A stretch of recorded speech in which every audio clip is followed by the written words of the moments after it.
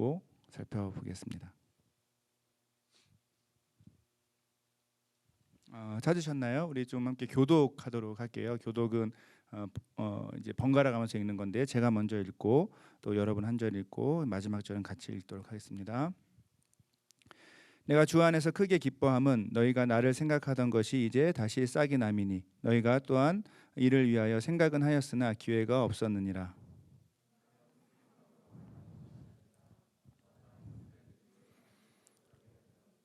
나는 비천에 처할 줄도 알고 풍부에 처할 줄도 알아. 모든 일 곧 배부름과 배고픔과 풍부와 궁핍에도 처할 줄 아는 일체의 비결을 배웠노라. 그러나 너희가 내 괴로움에 함께 참여하였으니 잘하였도다.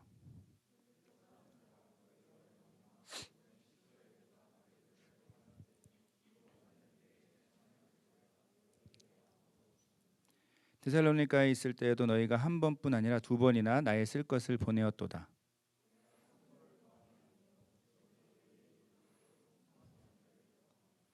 내게는 모든 것이 있고 또 풍부한지라. 에바브로디도 편에 너희가 준 것을 받음으로 내가 풍족하니 이는 받으실 만한 향기로운 제물이요 하나님을 기쁘시게 한 것이라.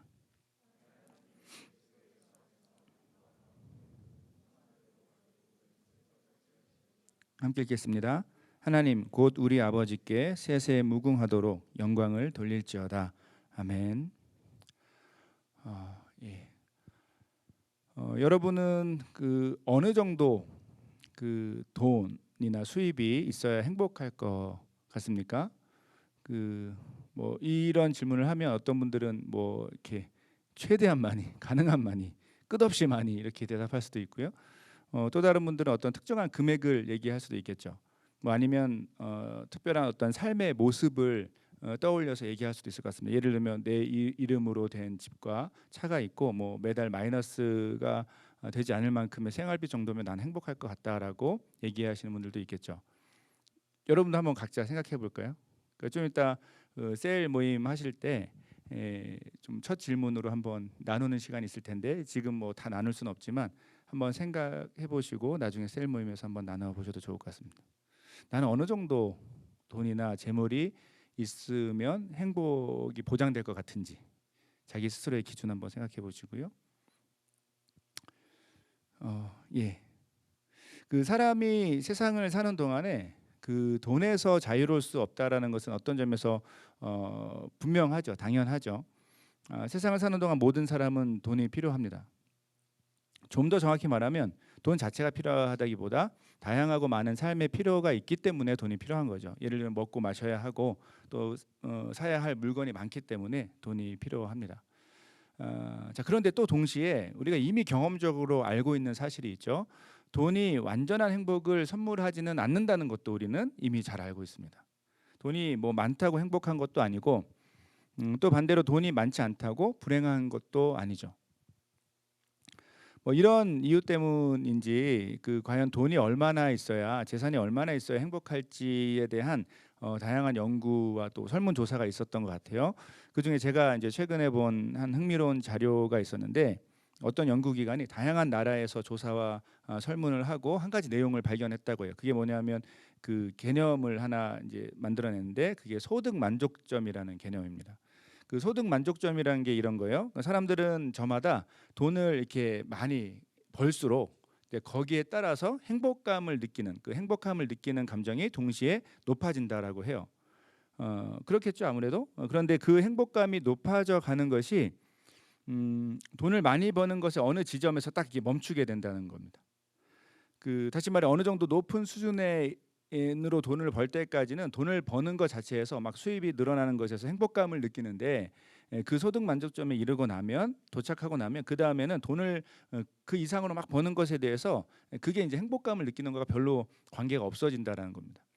이제 이런 의미에서 이제 이 개념을 갖고 이 연구 기관에서 그 이제 전체적으로 전 세계적으로 한번 다양한 조사를 통해서 그 전 세계 평균 소득 만족점을 한번 제시를 했는데 그게 어느 정도 될까요? 2016년 기준 제가 본 자료는 2016년인데 얼마 정도일까요? 사람들이 아까 했던 질문하고 똑같은 겁니다. 얼마나 있으면 어느 정도를 벌면 그 내가 행복함을 느낄 것인지. 예. 그 연간 9만 5천 달러 US 달러로 뭐 한국 돈은 1억 원 정도 되나요? 그러니까 연봉이 한 1억 되면 행복감을 느낄 것 같다라고 생각을 하는 것 같아요. 이제 그게 뭐 소득 만족점으로 생각을 한다는 거죠. 다 그 정도 버시는 것 표정으로 다 보여줘서. 예. 그런데 중요한 또 다른 한 가지 내용이 있습니다. 근데 흥미로운 게 이 소득 만족점이라는 게 지금 방금 말씀드렸던 9만 5천 달러는 평균치고 지역마다 다르고 나라마다 다르고 민족의 성향에 따라 그리고 성별과 실제 소득에 따라서 전혀 다르게 나타난다는 거예요.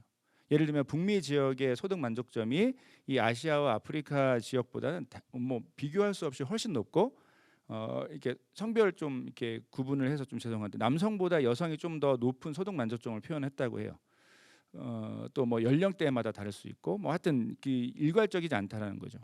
이 내용들을 보고 제가 내린 한 가지 뭐 이미 알고 있는 결론인데 다시 한번 확인하게 된 결론이 있습니다. 그것은 결국 사람들이 느끼는 행복감의 기준은 분명히 절대 이게 돈과 항상 함께 가는 것은 아니라는 결론이죠.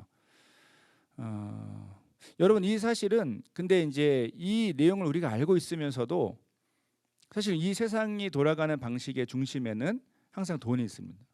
그래서 돈이 모든 것의 중심이 되어 있는 이 세상을 살아가는 동안 우리는 이 당연한 진리를 사실 떠올리기 되게 힘들어요. 돈이 우리에게 가장 큰 행복을 선물할 것 같은 그런 확신 가운데 우리는 살아가게 되죠. 이런 의미에서 돈이 모든 것의 중심이 되어 있는 이 세상을 살아가는 저와 여러분 같은 우리 그리스도인들에게 매우 중요한 전제를 우리는 다시 한번 생각해 볼 필요가 있습니다. 조금 전에 설명한 것처럼 그리스도인들도 당연히 돈이 필요하죠. 하지만 그리스도인들은 이 돈에, 이 재물의 필요에 얽매여서 거기에 묶여서 살아가지 않도록 부름을 받은 사람들이라는 것을 동시에 우리는 항상 기억하고 살아야 한다는 것입니다. 무엇보다 세상이 말하는 행복의 기준, 세상이 약속하는 어떤 행복의 기준과 전혀 다른 새로운 행복의 기준을 따라 이 세상 가운데 새로운 삶의 길, 삶의 모습을 보여주는 사람들이 바로 저와 여러분 같은 그리스도인이라는 것, 이것을 성경은 우리에게 끊임없이 강조하고 있습니다. 오늘 우리는 함께 읽은 본문을 통해서 이 단순한 진리에 대해서 다시 한번 확인해 보려고 합니다. 좀 바라기는 오늘 함께 말씀을 나누는 가운데 진짜 행복의 기준이 우리가 어디에 두어야 될지를 올바르게 찾게 되는 저와 여러분 되길 간절히 소원합니다. 오늘 우리가 읽은 본문은 좀 길게 읽었는데 그 내용을 가장 간단하게 한마디로 요약하면 사도 바울의 감사 인사입니다. 감사 인사. 무엇에 대한 감사일까요? 바로 빌립보 교회 성도들이 이 사도 바울에게 전해준 어떤 물질적인 도움, 우리가 교회 안에서 흔히 말하는 헌금, 이것에 대해서 사도 바울이 감사의 인사를 전하는 거예요. 우리는 이미 몇 주 전에 이 내용에 대해서 아주 짧게 간략하게 나눴습니다. 기억하시나요? 빌립보서 2장 후반 부분에서 함께 나눴던 내용인데 에바브로디도를 소개할 때 나눴던 내용입니다. 사도 바울은 여기저기 선교 여행을 다니던 상황이었죠. 그리고 당연히 물질적인 필요가 있었을 것입니다. 주님의 일을 하더라도 복음을 전하는 일을 하고 선교를 하더라도 우리가 먹고 쉬고 거주하고 쓰는 일이 당연히 필요하기 때문이죠. 빌립보 교회는 아마 이렇게 선교 여행에 전념해서 다니던 이 사도 바울을 도왔던 것으로 보입니다. 특별히 지금 이 빌립보서를 쓰고 있었던 사도 바울의 상황이 어땠죠? 그는 아마 로마로 추정되는 감옥 혹은 로마에 있었던 어떤 집 가택연금이라고 하죠, 어려운 말로. 집 안에 갇혀 있는 상태였는데 빌립보 교회는 이 에바브로디도를 통해서 이제 사도 바울에게 헌금을 보냈고 그리고 이 사도 바울 곁에서 이 에바브로디도가 돕도록 이렇게 그를 파송했었던 거죠. 자, 이런 배경에서 이제 사도 바울은 우리 이제 빌립보서의 내용, 우리 빌립보서 전체 이제까지 우리가 나눴던 시리즈로 나눴던 내용들을 한번 떠올리시면서 지난주까지 살펴본 것처럼 이 빌립보 교회에 대한 다양한 가르침들을 이 편지에다 이제 기록을 하고 쓰고 나서 오늘 본문의 이 감사의 인사와 그리고 찬양으로 이제 그의 편지를 이 빌립보 교회에 보내는 편지를 최종적으로 마무리하고 있는 것을 볼 수 있습니다. 자, 그런데 이 사도 바울의 감사 인사, 오늘 본문의 내용을 가만히 살펴보면 뭔가 참 이해가 안 되는 부분이 있습니다. 특별히 방금 전에도 나눈 것처럼 우리가 이미 알고 있는 이 사도 바울의 상황을 생각하면 더욱 이해가 안 되는 부분이 있죠. 그것은 오늘 본문에서 사도 바울의 이 말하는 감사의 인사 고백이 제가 볼 때는 지나치게 여유롭고 당당하다라는 것입니다. 오늘 본문을 시작하는 10절에서 이미 사도 바울은 이렇게 얘기하죠. 내가 주 안에서 크게 기뻐함은이라고 말합니다. 쉽게 말해 빌립보 교회가 자신을 생각해서 도왔던 그 일 자체가 자기에는 매우 기쁜 일이라는 것입니다. 11절은 좀 더 이상해요. 제가 이제 좀 헷갈리는 표현들이 있어서 제가 좀 쉬운 번역인 표준세 번역으로 바꿔서 읽겠습니다. 내가 궁핍해서 이렇게 말하는 것이 아닙니다. 나는 어떤 처지에서도 스스로 만족하는 법을 배웠습니다라고 말합니다. 그리고 18절에 보면 이렇게까지 얘기해요. 나는 다 받아서 풍족하게 지내고 있습니다. 나는 여러분이 보낸 것을 에바브로디도에게서 받았으므로 풍족합니다라고 말합니다. 풍족하다고. 이 내용들 자체는 문제가 없지만 조금 전에도 계속 반복해서 얘기했던 사도 바울의 상황을 한번 떠올려 보자는 거죠. 그리고 사도 바울이 지금 어떤 상황이었습니까? 그는 로마로 추정되는 감옥 혹은 감옥이 아니더라도 어떤 집에 갇혀 있었던 자유롭지 못한 상태였다는 거죠. 자유롭게 움직일 수 없고 당연히 일을 할 수 없고 재정적으로도 부족할 수밖에 없는 상황이었던 것입니다. 무엇보다 아마도 이제 이 지금 사도 바울의 상태를 재판을 기다리고 있었던 상태로 우리가 예상을 하는데 그렇다면 자신의 앞날을 사실 정확하게 알 수 없는 상황이었죠. 어떤 결론이 날지, 자기가 계속 감옥에 갇혀 있을지 또 풀려날지 이런 기대를 어떻게 예상할 수 없었던 그런 상황이 있었던 것입니다. 자, 그런데 이런 상황에서 그는 기쁨, 만족, 풍족 이런 단어들로 자신의 마음을 감사의 인사를 표현하고 있는 것이죠. 여러분 이런 사도 바울의 고백에 대해서 어떻게 생각하십니까? 아니 여러분이 지금 어딘가에 억울하게 뭐 그냥 주의 사도 바울의 상황 그랬죠. 주의 일을 했을 뿐인데 열심히 하나님 나라를 위해서 헌신했을 뿐인데 지금 그 일을 하다가 억울하게 어딘가에 갇혀 있는 상태라면 사도 바울과 같은 이런 고백을 할 수 있을까요? 혹시 지난 코로나 뭐 지금도 여전히 팬데믹 기간이지만 코로나 팬데믹 기간 동안에 자가격리 해보신 분 있으시죠? 사람마다 뭐 이렇게 지내는 방식이 다 다르지만 이 2주 정도의 기간도 우리는 굉장히 답답해하게 느끼는 것이 보통 사람들의 반응이죠. 지난 락다운 기간에도 우리는 갇혀 있는 상태도 아니고 뭐 산책할 수 있고 뭐 필요한 일들을 볼 수 있는 상황에서도 답답하고 뭐 여행을 가지 못해가지고 너무 힘든 시간을 보내기도 했습니다. 그런데 문제는 사도 바울은 우리가 지금 경험하고 있는 이 자가격리나 락다운 상황이 아니었다는 거죠. 그는 꽤 긴 시간 자유가 없이 갇혀 있는 상태였고 그의 환경은 지금의 우리와는 비교할 수 없이 불편했을 것입니다. 여러분 이런 상황을 생각하면 사도 바울이 하고 있는 오늘 본문의 고백은 분명 신기하게 느껴지는 것이 사실이죠. 자, 그렇다면 사도 바울은 어떻게 이 불편하고 외로운 혹은 답답한 상황 속에서도 이런 기쁨과 만족 그리고 풍성함에 대해서 고백을 할 수 있었을까요? 오늘 본문이 바로 이 질문에 대한 답을 동시에 우리에게 보여주고 있습니다. 그것은 이 사도 바울의 기쁨과 만족 그리고 풍족함의 고백은 다른 무엇이 아닌 그가 사랑하고 바라보는 주님 때문이었다는 것이죠. 함께 오늘 본문 11절에서 13절을 다시 한번 읽어볼 텐데요. 이 표준 세번역 아까 저도 좀 잠깐 부분 읽었지만 이 표준 세번역 성경으로 한번 읽어보겠습니다. 좀 더 이해가 쉬우실 거예요. 11절부터 13절입니다. 한 목소리로 읽을까요? 시작. 내가 궁핍해서 이렇게 말하는 것이 아닙니다.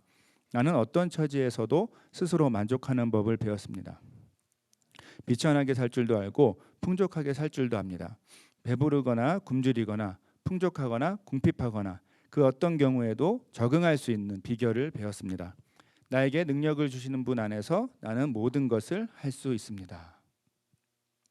여러분 이거 좀 두 부분으로 나눠서 한번 생각해 볼게요.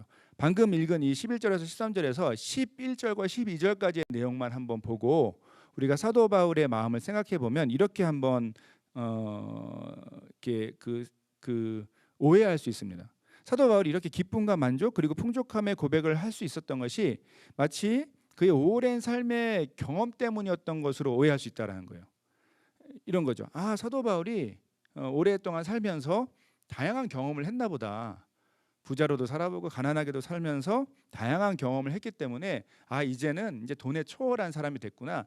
우리가 뭐 한국에서 방송 그런 거 있죠. 자연인이 되었구나. 그냥 매이지 않고 세상에 욕심이 없는 자유로운 상태가 되었구나. 뭐 득도했구나. 이런 느낌으로 오해할 수 있습니다. 실제로 여러분 기독교만이 아니라 대부분의 모든이라고 얘기할 수 있을 정도로, 그러니까 정통적인 어떤 라인에 있는 종교나 철학에서는 이 삶의 그 모든 어떤 종교나 철학에서 삶에서 만족하고 행복할 수 있는 길에 대해서 모든 종교와 철학이 얘기합니다. 그리고 그 내용들이 생각보다 거의 비슷합니다. 대부분 비슷하죠. 뭡니까? 가장 대표적인 가르침이 욕심을 버리면 만족하는 삶을 살게 되고 그렇게 해야 하는 삶을 사는 것이 행복한 삶이다라고 이야기하죠. 불교에서는 무소유를 얘기하기도 하고 유교에서는 뭐 욕심을 내려놓는 마음 수양 혹은 훈련을 뭐 자족 이런 것을 훈련하기도 합니다. 자, 그렇다면 지금 사도 바울도 이 대부분의 종교나 철학의 가르침처럼 그런 것을 얘기하는 걸까요? 무소유, 뭐 아니면 욕심을 내려놓아서 만족해서 평화롭고 행복한 삶, 이런 것에 대해서 얘기하는 것일까요? 오늘 본문에서 사도 바울이 사용한 단어를 좀 언어로 확인해 보면 그가 의도적으로 이런 식의 접근을 피하고 있다는 것을 눈치채게 됩니다. 구체적으로 12절에서 보면 사도 바울이 이런 표현을 쓰죠. 그 어떤 경우에도 적응할 수 있는 비결을 배웠습니다라고 하는데, 여기서 배웠다라는 것을 표현하는 헬라어 단어를 그냥 일반적인 배움을 가리키는 단어가 아니라 종교적인 혹은 영적인 배움의 뉘앙스를 담고 있는 그런 단어를 사용하고 있기 때문이죠. 사도 바울이 이 단어를 사용한 이유는 아마도 자신이 실제로 배운 이 기독교적인 진리가 당시에 유행하던 이 그리스 헬라 철학과 분명히 다르다는 것을 강조하려고 했었던 의도로 보입니다. 사도 바울의 시대에는 이미 고대 철학이 꽃을 피우고 완성되던 시기로 볼 수 있죠. 그리고 이 그리스 헬라 철학에서도, 고대 철학에서도 당연히 만족한 삶, 행복한 삶에 대해서 수많은 가르침이 있어 왔습니다. 이런 이유에서 사도 바울은 그가 지금 경험하고 고백하고 있는 이 기독교적인 만족과 행복이 그런 철학적인 가르침과는 다른 어떤 체험, 어떤 배움, 영적인 체험이라는 것을 강조하려고 했던 것이죠. 그런 만족과 행복의 그렇다면 사도 바울이 말하고 있는 그 영적 체험은 구체적으로 무엇이었을까요? 그것이 바로 이제 이어지는, 우리가 두 번째로 나눠서 생각했던 그 13절의 고백으로 밝혀집니다. 함께 13절 다시 한번 읽어볼까요? 시작. 내게 능력 주시는 자 안에서 내가 것을 할 수 있느니라. 앞에 이어지는 내용과 연결해서 생각하면 우리는 사실 빌립보서 4장 13절의 본문을 좀 종종 오해할 때가 있습니다. 예를 들면 이 본문을 갖고 기도할 때 내가 원하고 바라는 것들, 내가 주님 안에서 막 원하고 바라면, 기도하면 모든 것이 다 응답될 것이다, 이렇게 좀 오해하시는 경우들이 있는데, 사실 오늘 본문의 의미는 그런 의미가 아니죠. 앞에 이어지는 내용과 연결해서 생각하면 지금 사도 바울은 분명히 어떤 상황에서도 모든 상황에서 만족하고 풍부한 삶을 살 수 있는 것에 대해서 얘기하고 있는 거예요. 근데 그 이유가 무엇입니까? 바로 내게 능력 주시는 자 안에서. 그런 삶이 그 내게 능력 주시는 자 안에서 가능하다라는 것을 말하는 것입니다. 다시 말해 날마다 새로운 힘과 능력과 용기를 주시는 그 주님 안에 있을 때, 주님과 함께 살아갈 때, 그때 그는 가난하든지 부유하든지, 좀 더 다양하게 설명해 볼까요? 고통 가운데 있든지 기쁨 가운데 있든지, 슬픔 가운데 있든지, 두려움 가운데 있든지, 괴로움 가운데 있든지, 어떤 상황에서도 만족한 삶을 살 수 있다라는 것을 지금 가리키는 것이죠. 무엇 때문에? 내게 능력 주시는 자 안에 있을 때. 여러분, 이런 이유에서 사도 바울이 말하는 만족과 행복은 일반적인 종교나 철학에서 말하는 것과 전혀 다른 것입니다. 사람들은 행복하게 살기 위해 욕심을 버리고 만족해야 하고 감사하는 삶을 때론 훈련해야 한다라고 말합니다. 심지어 기독교 문화 안에서도 그런 종류의 훈련이 이제까지 많이 강조되어 왔죠. 자신의 욕심을 내려놓는 그런 삶을 강조하거나 어떤 감사 노트 같은 걸 막 쓰는 훈련들을 하기도 합니다. 그 오해하시면 안 돼. 그게 잘못됐다라는 얘기가 아닙니다. 그런 훈련이 잘못됐다는 것이 아니고 우리에게 큰 유익을 주는데, 하지만 한 가지 분명한 것은 성경, 최소한 오늘 본문이 말하는 만족하는 삶, 행복한 삶은 그런 훈련으로 가능해지는 것이 전혀 아니라는 것이죠. 성경과 오늘 본문이 우리에게 보여주는 만족의 삶에 있어서 단 한 가지 이유가 있다면, 여러분, 그것은 바로 주님을 향한 온전한 믿음이고 그분 안에 거하는 삶입니다.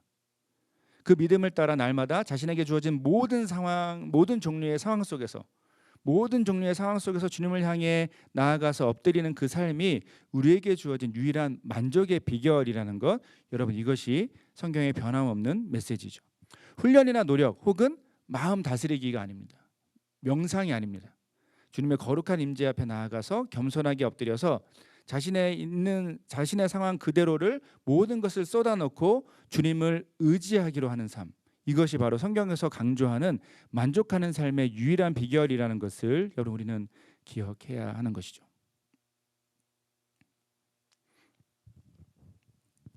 그 지난 주간에 제가 한 형제와 전화 통화를 하면서 다른 일 때문에 또 이제 신방 겸해서 전화 통화를 하게 됐는데, 그 형제가 오랫동안 갖고 있었던 신앙적인 질문에 대해서 듣게 되었습니다. 그 질문은 이런 거예요.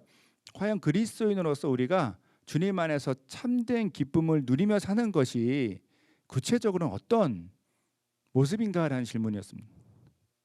특별히 어떤 상황에서도 기뻐할 수 있는 그 그리스도인의 삶을 이 형제가 오랫동안 참 느끼고 체험하고 싶은 마음이 아주 오랫동안 있었다라는 거예요. 근데 그게 잘 느껴지지 않고 그런 기쁨이 뭔지 잘 모르겠다라는 고백을 하는 것을 듣게 되었습니다. 이런 궁금증을 갖게 된 이유는 실제로 형제가 이제까지 만난 몇몇 믿음의 사람들 때문이었다고 해요. 자신이 볼 때는 상황적으로, 인간적으로 볼 때 정말 기쁠 수 없고 만족스럽지 못한 상황을 살아가던 사람들인데, 그런 사람들이 항상 주님 안에서의 그 기쁨과 만족을 입술로 고백하고 있는 모습을 보면서 자기는 처음엔 잘 이해가 안 가고 궁금했다라는 거죠. 누가 봐도 가난하고 누가 봐도 불편한 삶이고 누가 봐도 억울한 삶인데, 그런 상황인데 주님께서 주신 소명을 따라서 포기하지 않고 기쁘고 행복하게 사는 것처럼 보이는 그 몇몇 믿음의 사람들에게서 이런 궁금증을 갖게 된 것입니다. 한참 이야기를 나누고 전화를 끊었어요. 근데 제가 그 전화 끊고 좀 있다가 한참 있다가 또 생각해 하다 보니까 나중에 돌아보니까 이 형제의 궁금증이 꽤 오래되었다는 것을 제가 이제 떠올리게 된 거예요. 5년 전으로 제가 기억하는데, 이 형제가 한 번은 저에게 갑자기 카톡으로 이런 카톡을 보냈어요. 목사님, 저는 기쁨에 대한 설교를 듣고 싶어요라는 메시지를 보냈던 것입니다.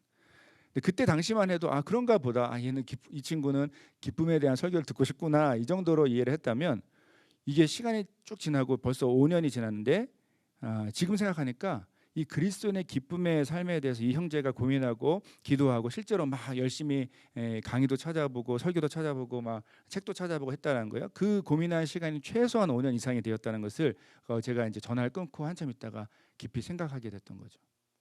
그러니까 이 질문의 무게감이 저한테 굉장히 크게 다가왔습니다. 그 뭐 전화할 때도 제가 막 이렇게 아는 척하면서 막 여러 가지를 얘기를 해줬어요. 나중에 이제 되게 부끄럽더라고. 내가 그냥 아는 지식으로 이걸 얘기할 정도의 질문이 아니었구나. 훨씬 더 깊고 깊은 질문이었고 진지한 질문이었고 본질적인 질문이구나. 그러면서 제 삶을 돌아볼 때도 나는 과연 그런 기쁨의 비밀을 알고 그것을 누리고 살고 있는가라는 질문을 하게 됐었던 것 같습니다. 통화 이후에 이 생각을, 제가 이 내용을 발견하고 나서 이 주제에 대해서 계속 저 혼자 이렇게 고민하는 시간을 갖게 됐는데, 그러다가 놀랍게도 이제 이번 주일 본문이 이 주제를 다루고 있다는 것을 제가 이제 발견하게 됐습니다. 그리고 이미 알고 있는 결론이지만 다시 한번 제가 확인하게 된 결론이 바로 이것입니다. 이 주제, 그리스도인의 기쁨과 만족, 어떤 상황에서도 풍족한 삶의 결론은 결국 주님을 향한 온전한 믿음이고 그분과 함께 거하는 삶이라는 것을 오늘 본문을 통해서 다시 한번 마음에 새기는 기회가 되었습니다. 여러분, 이 단순한 진리는 우리 삶이 이렇게 적용될 것 같습니다. 우리는 우리 삶에 주어지는 다양하고 복잡한 삶의 환경들 가운데 살아갑니다. 대표적으로 감사하고 기쁜 상황이 있고, 반대로 슬프고 괴로운 상황이 있죠. 무엇인가를 정말 진지하게 결정해야 하는 순간도 있고, 간절히 바라던 것을 포기해야 하는 순간도 마주하게 됩니다. 생각보다 자주 마주하게 됩니다. 하고 있는 일이 그렇게 노력하지 않는데도 막 저절로 잘 될 때가 있는 반면에, 정말 어떤 때는 죽을 것 같이 최선을 다하고 정말 쓰러질 것처럼 노력하지만 결과가 좋지 않을 때도 있습니다. 여러분, 그게 우리가 살아가는 인생의 모습이죠. 근데 여러분, 이 모든 상황, 이 각각의 다양한 각각의 순간 속에서 주님을 의지하며 그분 앞에 나아가서, 두 번째, 세상에서 얻을 수 없는 평안과 확신을 주님과의 관계 속에서 실제로 체험하는 것, 여러분, 이것이 바로 믿음으로 사는 삶이고 그리스도인의 특별한 삶의 권리라는 것이죠. 특권이라는 것이죠. 그저 내 마음의 평안함을 유지하기 위해 애쓰는 것이 아닙니다. 성경이 보여주는 믿음의 삶은 우리의 모든 순간, 감사와 기쁨, 슬픔과 좌절, 고통과 아픔, 고민과 선택의 그 모든 삶의 각각의 상황 속에서 주님과 함께 중요한 것은 제가 좋아하는 표현인데 씨름하며 사는 삶을 가리킵니다. 씨름하는 것이죠. 혼자 씨름하는 것이 아니라 주님과 함께 주어진 그 각각의 상황 속에서 씨름하는 것입니다. 그냥 힘들고 어려운 것들을 잊어버리려고 노력하는 것이 아닙니다. 그렇게 마음 수양을 하는 것이 아닙니다. 그냥 앞으로 지금 힘들지만 이 시간 지날 거고 금방 괜찮아질 거라고 스스로를 위로하면서 막 견디는 것도 아닙니다. 핵심은 모든 상황 가운데, 모든 종류의 상황 가운데 함께 하시는 그 주님을 발견하는 것입니다. 이런 점에서 여러분, 기독교 신앙이 우리 삶의 다양한 문제들을 해결하는 도구 정도로 생각하시면 여러분, 사실 믿음의 삶은 크게 오해한 것이 됩니다. 예를 들어 신앙생활이라는 것이 내가 이 세상을 살기 위해 막 필요한 것들, 아까 설교 처음에 얘기했던 그 필요한 것들을 막 구하고 그것이 채워지면 감사하는 형태, 하나님 체험한 것 같다라고 그 정도 수준으로 이해하시면 안 된다라는 겁니다. 안타깝게도 이 시대에 많은 그리스도인이 주님 밖에서 자신의 의미를, 자신의 존재의 의미를 찾는 모습이 많습니다. 행복의 의미를 찾는 모습이 많습니다. 그 기준들을 보면 그리스도인이 아닌 사람들과 별로 다를 것이 없을 때가 많습니다. 좋은 학교와 직장, 높은 연봉과 특별한 기회, 유명해지는 것, 좋은 집과 차를 사는 것, 안정적인 삶을 사는 것, 나이가 들어서는 자녀가 세상에서 성공하는 것 등등, 이런 주제에 따라서 스스로가 자신의 삶의 의미를, 존재의 의미를 규정하는 모습이 너무 많다는 거예요. 세상의 메시지는 뭘 약속합니까? 세상이 우리에게 약속하는 것은 무엇이죠? 조금 전에 얘기했던 이런 것들이 잘 보장되고 그것이 풀리고 그것이 너의 소유가 되면 너는 행복해질 거라고 세상은 우리에게 약속합니다. 이 세상이 약속하는 거예요. 하지만 여러분, 성경의 기독교는 전혀 그렇게 이야기하지 않습니다. 성경의 기독교는 말 그대로 어떤 상황에서도 우리 각자와 함께 하시는 주님을 발견하고 그분을 위해 살아가는 삶에 가장 완전한 가치를, 가장 소중한 가치를 두고 있다는 것을 분명하게 선포합니다. 기독교 신앙의 본질은 우리 삶의 그냥 어려운 문제의 해결에 있지 않습니다. 기독교 신앙의 본질은 우리 삶의 문제 너머에 계시고 모든 상황 가운데 함께 하시는 주님을, 그 주님을 소유하는 것입니다. 그 주님을 갖는 것입니다. 주님 안에 살아가고 주님과 함께 살아가고, 그래서 어떤 상황에서든지 기쁨과 만족, 풍족함을 누릴 수 있는 그 여유와 당당함을 갖게 되는 것이, 여러분, 그것이 그리스도인의 삶의 특별함이라는 것이죠. 이런 점에서 청년의 때를 살아가는 여러분, 제가 기회가 될 때마다 간절히 부탁하는 것은 이 세상의 기준들이, 세상이 약속하는 행복의 기준들이 여러분의 삶을 평가하도록 여러분 스스로 내버려 두지 마십시오. 여러분이 소유한 것들로 여러분의 존재의 의미를 해석하지 않기를 바랍니다. 좀 더 구체적으로 얘기할까요? 여러분의 학벌이, 여러분의 연봉이, 여러분의 통장 잔고가, 여러분이 교제하는 사람이 누구인지가, 여러분의 가정 환경이 여러분의 삶의 가치를 매기도록 여러분 스스로 내버려 두어서는 안 된다는 것입니다. 이런 것들이 여러분의 삶의 행복을 보장할 것처럼 착각하고 그 기준을 따라서 주님을 여러분의 삶의 여러분의 그 평탄한 삶의 꽤 괜찮은 삶의 도구로 삼는 그런 종류의 신앙생활을 하시지 않기를 간절히 바랍니다. 사랑하는 여러분, 여러분의 존재의 이유와 여러분의 존재의 가치, 그 모든 것이 바로 주님 한 분이 되기를 바랍니다. 여러분이 주님을 소유했기 때문에 모든 것을 소유한 삶을 살아내시고 어떤 상황 속에서도 당황하지 않고 당당하게 주님께서 주시는 힘과 여유를 경험할 수 있기를 바랍니다. 여러분이 주님을 소유했기 때문에 이 땅에서 여러분에게 주어진 모든 그 삶의 각각의 상황들이 주님이 맡기신 거룩한 사명의 자리가 되기를 바랍니다. 이런 사실을 생각하면 우리 삶의 문제가 해결되는 것이 주님의 선물이 아니라는 것을 깨닫게 되죠. 반대로 뭡니까? 오히려 우리에게 주어진 삶 자체가 주님께서 우리에게 주신 선물이라는 것을 발견하게 되는 것입니다. 여러분, 이것이 바로 성경에서 말하는 그리스도인의 특별한 삶, 기쁨과 만족, 어떤 상황 속에서도 풍족한 삶을 사는 믿음의 길이라는 것을 기억하시길 바랍니다. 그리고 세상은 이렇게 살아가는 우리의 모습을 통해서 우리와 함께 하시는 주님, 그 주님을 비춰보게 되고 발견하게 될 것입니다. 사랑하는 여러분, 물론 지금 현재 삶의 고통과 아픔 속에 힘들어하는 분들이 있을 수 있습니다. 이 자리에 있을 수 있고 이 각자의 삶의 자리에서 예배드리는 자리에서 느낄 수 그런 어려운 가운데 계신 분들이 있을 수 있죠. 어디로 갈지 알지 못해 답답한 가운데 있는 분들이 있을 수 있습니다. 특별히 그런 분들을 포함해서 우리 모두에게 오늘 말씀이 큰 위로와 소망이 되길 바랍니다. 여러분, 우리에게 주어진 삶 자체가 주님의 선물입니다. 그리고 요한복음 14장 16절의 말씀, 내가 아버지께 구하겠으니 그가 또 다른 보혜사를 너희에게 주사 영원토록 너희와 함께 있게 하리니 라고 하신 이 주님의 약속처럼 우리와 함께 하시는 지금 이 순간, 우리 모든 순간, 우리는 때로 느끼지 못하지만 함께 하시는 그 주님을 믿음의 눈을 들고 바라보기를 소원합니다. 여러분, 우리는 이 약속을 믿고 살아가는 사람들이죠. 우리 이 약속 때문에 우리 삶의 자리에서 주님과 함께 웃고 떠들고 울고 잠잠하고 생각하고 싸우고 무너지고 다시 일어서는 그런 힘을 그런 경험을 하며 살아갑니다. 그리스도인의 삶은 모든 고통과 어려움이 피해가는 약속이 아닙니다. 그리스도인의 삶에 주어진 변치 않는 약속은 내가 영원히 항상 너희와 함께하고 떠나지 않겠다라는 주님의 약속이죠. 이 약속 때문에 우리는 담대하게 걸을 수 있습니다. 이 약속 때문에 우리는 고민하면서도 흔들리지 않을 수 있죠. 이 약속 때문에 우리는 감사할 수 있는 것이고 이 약속 때문에 우리는 평안할 수 있는 것입니다. 바로 이 약속이 우리를 일으키는 것입니다. 그리고 이 약속을 향해 우리 자신을 헌신하는 것이 여러분 바로 믿음의 삶입니다. 이 믿음이 바로 우리에게 세상이 알 수 없는 기쁨을 날마다 새롭게 선물하는 것입니다.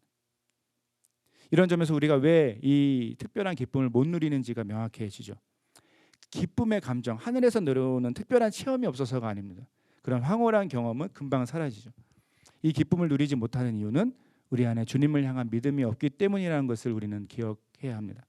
모든 상황에서 이 믿음의 반응이 있을 때 신실하신 주님은 그분을 향해 눈을 드는 모든 자들에게 즉각적으로 놀라운 회복과 새로운 은혜를 부어주시는 그런 분이시라는 것을 그 성경의 약속을 믿어야 될 줄로 믿습니다.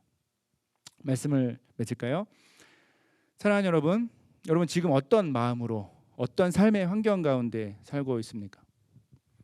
무엇보다 그 삶의 자리에서 구체적인 삶의 자리에서 주님께서 주시는 기쁨과 만족, 풍족함을 누리며 살고 계십니까? 이 시간 오늘 말씀을 따라서 다시 한번 이 진리 앞에 우리의 믿음을 고백하는 저와 여러분이 되기를 바랍니다. 세상에서 제시하는, 세상에서 보여주는 이 행복의 기준을 따라서 그 기준들을 믿고 살아가는 사람들이 아니라 우리와 함께 하셔서 우리 삶을 그분의 뜻 가운데 아름답게 빚어가시고 만들어가시는 그 주님을 믿고 의지하는 저와 여러분이 되길 간절히 소원합니다. 이런 우리의 작은 믿음의 반응에 주님께서 큰 회복과 은혜로 함께 하실 줄로 믿습니다. 함께 말씀을 기억하면서 찬양하고 기도하도록 하겠습니다.